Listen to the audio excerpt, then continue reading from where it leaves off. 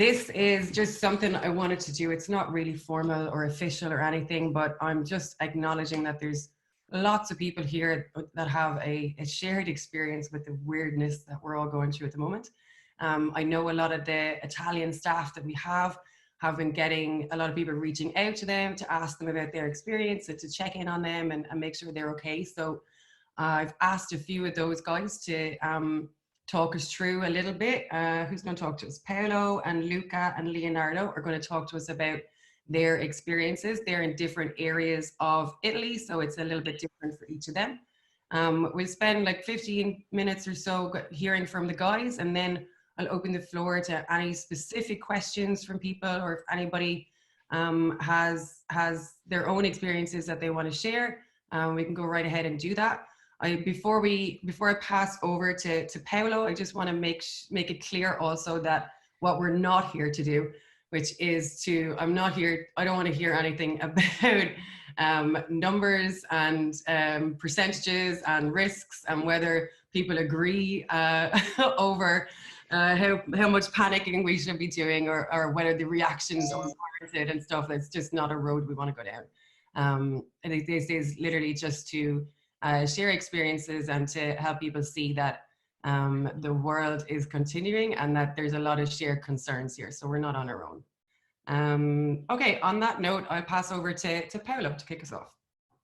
Hey, thank you. Hello to everybody. So yeah, I live in the northern part of Italy, in the Lombardy region. That's the region that has the most cases of infected people. And it's actually the first region that has been locked down. I'm not close to the very, very first town that was closed down, but still in the same region. The first thing that I want to say is that we are okay. Like we are concerned, maybe even a bit scared at times, but okay. From the outside, I guess the numbers may seem big and worrisome, and they indeed are big and worrisome, but that's compared to the healthcare capacity and especially the intensive care units capacity. But if you look at the numbers compared to the general population, the numbers are still quite small. An example, like even if I live in the region with the most infected cases, I don't know, no one that I personally know is sick or tested positive for the virus. Actually, no one that I know has been tested at all. So yes, it's worrisome, but it's not like it's not that everyone is sick. Now, some measures that Italy has put in place across the entire country: schools are closed, movement of people is limited to go to work and for other urgent matters. An example, like going to the grocery store and I don't know, those kind of things. But they are not, at least in my experience, they are not 100% enforced. Like there's no checkpoints every other kilometers. It's just random police cars, but it's not strictly enforced. Shops are closed with the exception of what has been deemed essentials. So like grocery stores are open, supermarkets, pharmacies, yeah, those kind of things. Cinemas, theaters, gyms, pubs, restaurant, and those kind of places are closed. They can deliver at home, like restaurants can deliver it directly to home. Workplaces are open, but remote work, when possible, is highly suggested. In addition to that, cities and towns in my region are adding stricter limitation on their own, and they differ a bit from city to city. An example, in my city, the parks have been closed as well. And all shops, including grocery store, have been closed or are considering closing, and will only do delivery directly to home. Goods, however, are free to travel. So at the moment, there's no risk of running out of stuff, food, or anything. In fact, the supermarkets are properly stocked. The picture of empty shelf that you may have seen on the news only happened on the day the first measures were discussed, and essentially people panicked out, rushed to the supermarkets, emptied the shelves, the supermarkets, and that's it. Like in a couple of days, they were restocked, and everything is going smoothly. We receive emails from the bigger supermarkets saying that they have no problem getting the staff and getting food, and everything is okay on the supply chain. Supermarkets in my area are a bit more strict on the safety measures. In example, they allow only a small number of people in at the same time. And in some cases, for the smallest one, they also created forced paths around the supermarket, kind of to avoid that people kind of gather all at the same place. Yeah, right now there isn't any shortage apart from hand sanitizer gels. That's really went out really quickly, and we don't foresee any shortage in the future. Supermarkets offer home delivery, not everyone, but most of them, but the delivery dates are at least a couple of weeks out. So yeah, that's it. Some advice from my experience: be prepared. There's no need to stock a large amount of food because, again, supermarkets are properly stocked. But you will need to plan a couple of weeks in advance, especially if you're going to use home delivery. Getting into a supermarket, do your shopping is going to require more time because of like the limited amount of people they let in and those kind of things. So yeah, be prepared. If you have kids, be prepared for long days. When the school were closed, essentially our school weren't prepared for this situation, and took around a couple of weeks for them to figure out how to send homeworks and remote lessons and those kind of things. Yeah, like I'm lucky. My wife is a teacher, so she is at home as well, caring for the kids. I can understand how this is more difficult for someone where like both parents are working, or a single parent that's working. Third, have a strategy to cope with stress. Even if you and we aren't at an immediate risk, health risk, for a while the media will only talk about the virus, and you probably will get daily updates on numbers of infected people and deaths. So every day you will get those numbers, and they will go up quickly, or at least in Italy they are going up quickly. So yeah, that will add some stress. And also, depending on the measures that your country will adopt, your daily habits may be disrupted, especially if you have, I don't know, an intense social life. Staying at home all the day can be difficult. So it's not that that everyone is getting crazy, but better to have I don't know, call your parents, call friends, and do that kind of stuff to relieve a bit of stress, and maybe don't check the media every day. Yeah, that's it. And stay safe above all. I think that's some really good advice there, Paolo. I'm definitely feeling the effects of the onslaught of information on social media and the media in general. It's all about. Yeah, in Italy, every afternoon at 6 o'clock, there's a media briefing where they give the new numbers and they urge people to stay at home and those kind of things. And if you follow that closely, you will see like every day there's kind of at least here in Lombardy, there's probably more new people that got infected than the day before. So it's like it's not just like it's growing, and if you follow that every day, then it's going to be stressful.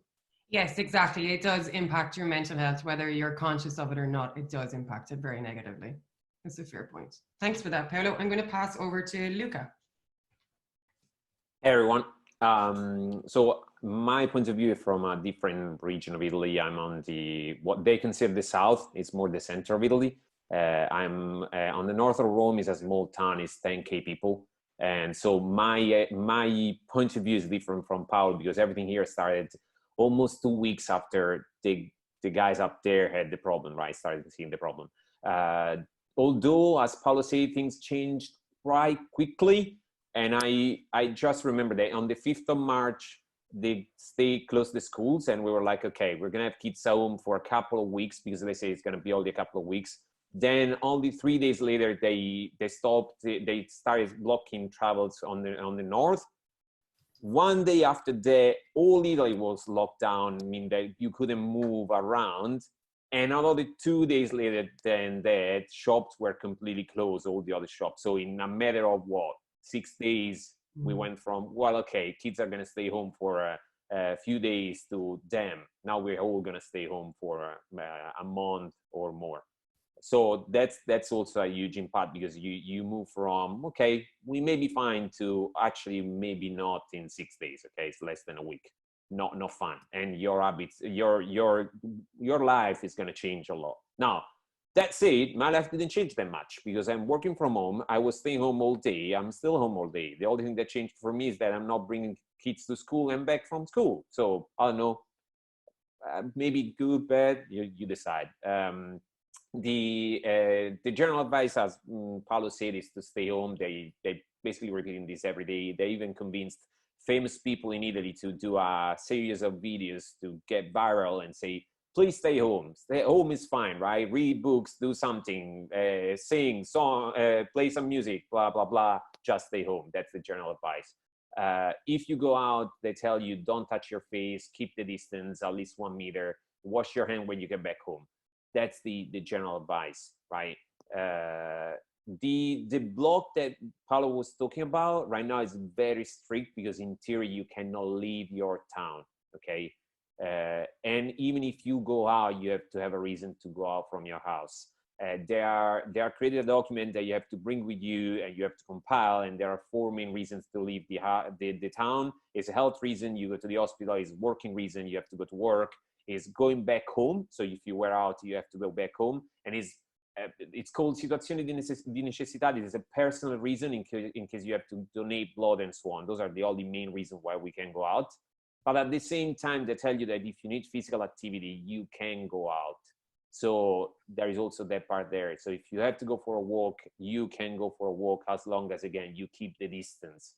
And that really depends on as Paolo said, on the place you are, because some places are stricter than others, right? Because also local mayors can decide if to lock down your town more or less. Okay, in Paolo cases, public parks are closed. Here in my town, public parks are open, so you can go there for a run, let's say, right? But again, you have to justify why you're going there. Again, as Paolo said, kids at home are challenging. So if you don't have a garden, if you don't have a place to bring out the kids, it's going to be a real challenge, because then you're going to be at home all day, 24 hours a day. So that's pretty challenging. Thank God, in my case, like for Paolo, my wife was home for maternity leave. My kids are small. My older one is 2.5. The smaller one is 5 months. So it's fair to say that they're easy to handle, but at the same time, that requires a lot of attention. And my wife is home for the maternity leave, so it's all on my wife. Poor wife.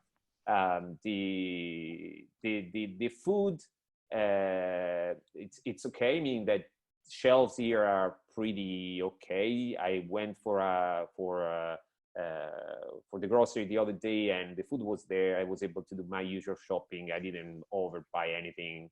Everything was fine. The other thing is, also here shops are limiting the entrance of people. It was a big shop, no more than 20 people at the same time. And again, there is the advice to keep the distance from people. Bars and so on and coffee shops are closed though, so only food and things that are necessary. I also want to add that somehow we got lucky in Italy, meaning that the virus hit the north.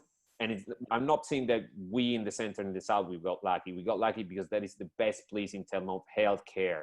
So they are much more suited than us to handle the virus and the impact of the virus. I think if this virus was coming out in the south, or even the center, it would have been much worse by now. Just on a side note, I was sick 3 days ago. So I've been sick for a couple of days. I had fever past the 37.5. I wasn't scared, okay? I wasn't scared because this is the season where other kinds of virus go around. So I don't want to give advice to anyone, but in my case, I wasn't too scared. But at the same time, to be on the safe side, since I don't have a doctor right now because I've moved from one town to another, I called the national number, the national emergency number. Call took a little bit to go through because there were a lot of people calling. Of course, there's going to be pressure on those numbers. But at the end, I was able to talk with an operator there. He was very kind. He helped me. Drive me through a usual survey there. He asked me where I was coming from, what were my symptoms. And it was like, you know what, if paracetamol is working, you don't have a sore throat, you don't have coughing, don't worry. The general message, we are not testing everyone. We test only people with certain type of symptoms. So whatever numbers you're going to see, keep in mind that those tests are only done on people that have certain type of symptoms. So there may be more people out there with the virus, right? Or that had close to no symptoms or really small symptoms and I'm not being tested. Yeah, I don't have many more advices. The only thing that this morning, Sonya remembered me about this is I heard about home delivery. Let's keep in mind that we can go out here in Italy. I don't know what it's going to be for you guys, but the point is that one person can go out for grocery shopping. And if everyone is going to use home delivery, the people that then really need home delivery, they're not going to be able to get it because everyone is going to overload the system. So I understand people that may be scared to go out. I don't want to tell anyone to go out if you don't want to go through, but be mindful that maybe other people will need the home delivery too. And stay safe. Perfect. Thank you, Luca. And as we saw in an earlier conversation in WAVE, there's quite a few countries that seem to be no longer testing people unless you're going to hospital. So as you said, the numbers aren't necessarily as accurate as they were. On that, sorry, Sonia, don't go to the hospital. Meaning that's one advice that everybody has a number. Yes, yeah. So that's one advice that was done. The one error that happened here in Italy is that the first patient went to the hospital, right? Started spreading the thing from the hospital. So if you have symptoms, don't go to the hospital. That's the wrong move. Sorry, Sonia. It's okay. Thank you, Luca. Leonardo. Yeah, hi everyone. I live in Florence, and so I are on the center of Italy, and we are in lockdown as well. The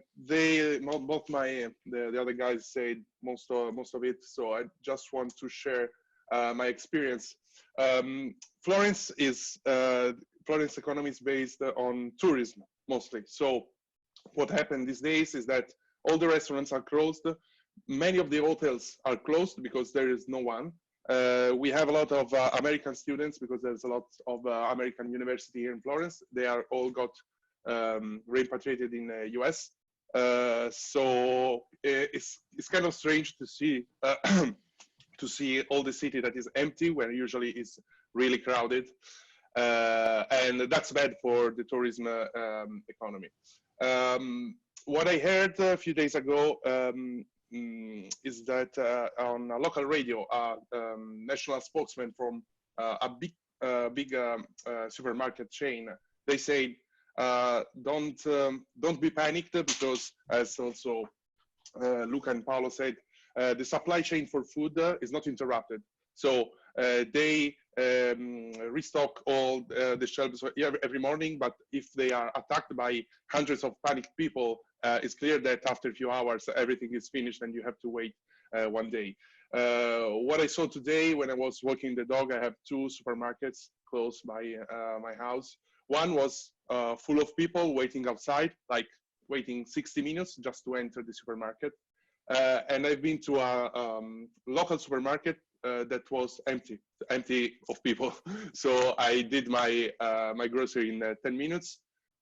So just support the local stores because they have, I mean, they don't have this problem of the big supermarkets. For instance, I discovered today via Facebook and WhatsApp chain that since local farmers market are closed, shops inside they do delivery, free delivery. So I got my meat in 1 hour just with some messages. Here in the neighborhood, some people organized for old people. They say, if you need something from pharmacy, call us, we go and we bring your stuff.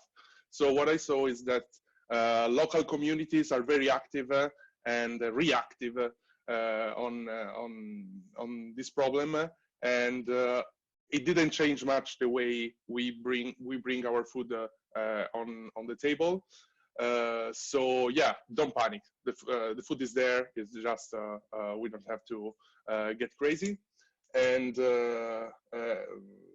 what else? Yeah, my wife is working as is working from home, so it's 2 weeks that she's working from home. And what I saw, we don't have kids, and what I saw is that for her, it's harder to stay at home all the time.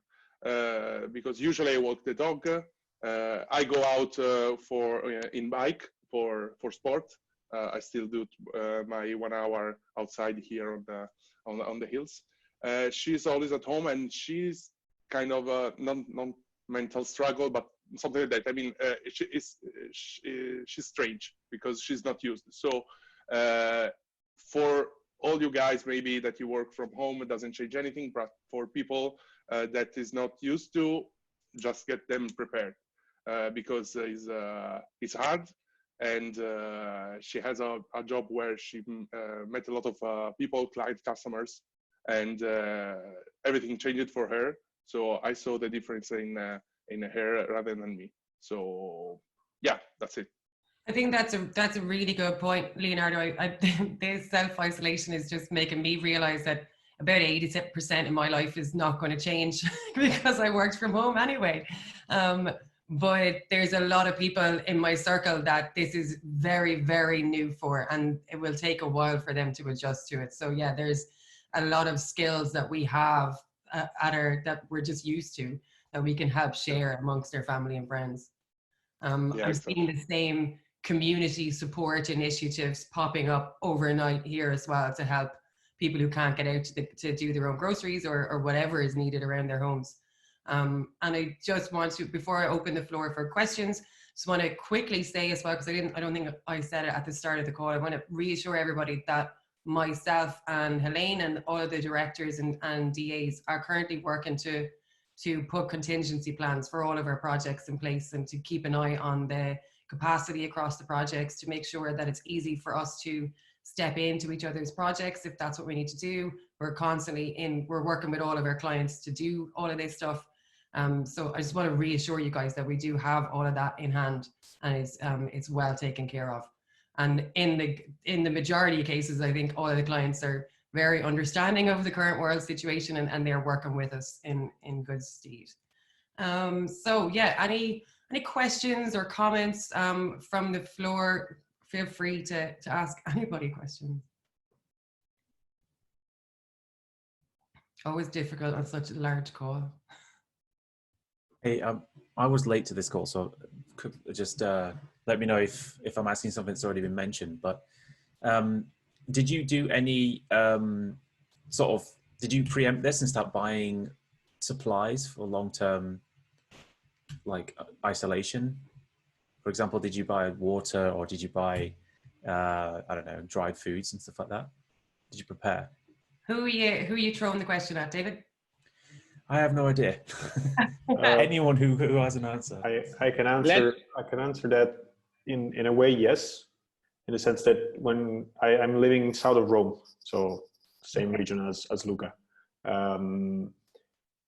When the first thing started, we did actually buy some more of some stuff, like rice, pasta, dry foods, basically things that do not go bad in 2 weeks. But all the fresh foods, all the other things, no, definitely not. But just a bit more, just to be on the safe side. And now this morning I went out and do grocery shopping here. So not actually, no, we just did it because, some concern you have it anyway. you don't just want to empty shelves for other people, because also other people will need to eat. But yeah, you can start, like Paolo was saying, you can start a little bit before to plan, like, okay, in 2 weeks I'll be back and do grocery or things like this. I don't know if from my point of view, I never stocked up. I didn't stock up, and I'm not going to stock up. So essentially, it's I am running with what I have on the fridge, and which means typically I have a week worth of food. What about wine, Matteo? Oh, that's I'm never out of wine. I'm Never out of wine. Yeah. He has a year worth of stock of wine. It's always there. Right? No, but I'm not drinking that much, so No, I'm trying to lose weight. So that's the problem. And one of the key challenges is not gain weight. You see, that's the new challenge of all of this. So. One thing worth mentioning is that, well, I didn't stock on anything as well. The problem is that it's the kind of, you can, I guess, like you can plan a bit in advance, and if you want, I guess you can stock something. The problem is just not doing that during a panic reaction from the people. Like essentially what happened here is that essentially the laws that were going to be passed to close and lock down some of the regions were leaked hours before the government actually enacted them. And so everyone got scared and panicked and rushed to the supermarket, emptying the shelves for everybody, and also kind of grouping all together. That's one of the things that you should not be doing. So I guess if you want to do some stock preparation and want to stock some dry food, I don't think it's necessary. But just not do that on a rush when people start panicking. That's the best advice I can give. So start now. Yeah, the thing that everybody panic. Just the 48 of us. Yeah, not all together, but all the people in this call start now. So yeah, exactly. Just 48 of us. Yeah, I have a different perspective, meaning that I didn't stock up myself. I'm with the guys, but at the same time, I'm my wife's parents that are on the older side of the age, right? So they stock up a little bit more because they are the more impacted by this, right? So they want to avoid. So for me, I probably have to go out every 2 or 3 days, right? They are more easy on the way. The less I go out, the better it is for me. We are not seeing them, so they're isolated in their house, right? So what they're doing, they stocked up for a week and a half, so at least they can go out less often. That's their idea of stocking up. Yeah, and I took the same approach as that because I have a vulnerable person in the house, so we want to avoid it as much as possible. Yeah. One thing that I mentioned initially, David, you may have lost, is that it's even if you don't stock, it's good to plan a couple of weeks in advance, because if the supermarkets are going to do the same thing that they're doing here, essentially that's limiting the number of people that can get in at the same time. Doing the shopping will require more time, and you want to do that less frequently. Well, I get my shopping delivered, and I have done for a while. Yeah, that's another problem. Like we have delivery here as well, but it's like delivery dates are 2 weeks off because they kind of everyone's rushed to the delivery sites. So yeah. Yeah, usually, as I said, local shops, local groceries, they are less crowded. So I did a shop in the supermarket with the home delivery, and they will deliver on the 24th for some stuff that I don't even know, because I don't know what I will want to eat in 2 weeks. But today I got my meat in 1 hour. I just text a guy and from the farmer market, and after 1 hour he was here. So I saw at least my experience is that local shops can handle better this stuff. They're less known to people, but if you don't spread too much the voice, you can keep it the secret. You can get your delivery on time. Okay, thanks everyone for that.